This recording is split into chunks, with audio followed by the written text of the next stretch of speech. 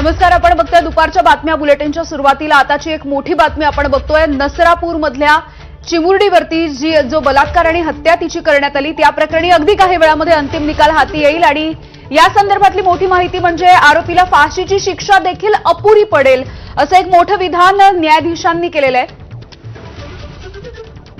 आज याचा अंतिम निकाल अगदी काही वेळामध्ये हाती येईल। मात्र न्यायाधीशांनी केलेलं हे विधान अत्यंत महत्त्वाचं आहे। फाशीच्या शिक्षेसाठी हा आरोपी पात्र आहे। हे जे कृत्य होतं सगळं ते या आरोपीनेच केल्याचं आतापर्यंतच्या सगळ्या तपासामधून सिद्ध झालेलं आहे। पीडित मुलगी अवघी 3 वर्षांची होती। लैंगिक अत्याचार झाल्याचं शवविच्छेदन अहवालामधून देखील समोर येताना दिसतंय। त्यामुळे हा जो आरोपी आहे भीमराव कांबळे तो फाशीच्या शिक्षेसाठी पात्र आहे। त्यामुळे आज या नरधमाला शिक्षा ठोठावली जाणार आहे।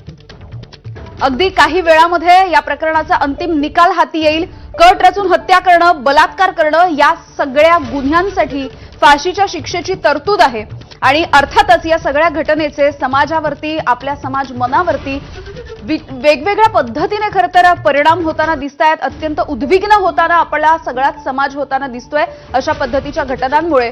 त्यामुळे आजचा जो अंतिम निकाल येणार आहे तो अत्यंत महत्त्वाचा आणि मैलाचा दगड असा ठरणारा असणार आहे आणि हा आरोपी फाशीच्या शिक्षेसाठी पात्र असल्याचं सध्या न्यायाधीशांचं म्हणणं आहे।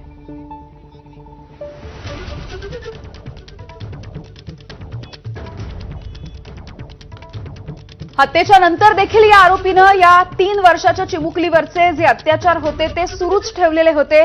1 मे रोजी ही सगळी घटना घडलेली होती। पुण्यामधल्या नसरापूर मधली ही दुर्दैवी अशी घटना आणि अगदी काही वेळामध्ये अंतिम निकाल हाती येईल। अपडेट जाणून घेऊयात, आमचे प्रतिनिधी मिकी घई आहेत आपल्यासोबत। मिकी, एक मोठं आणि महत्त्वाचं खरं तर विधान आहे या सुनावणीच्या दरम्यान न्यायाधीशांनी केलेलं, ते म्हणजे हा आरोपी फाशीच्या शिक्षेसाठी पात्र ठरतोय।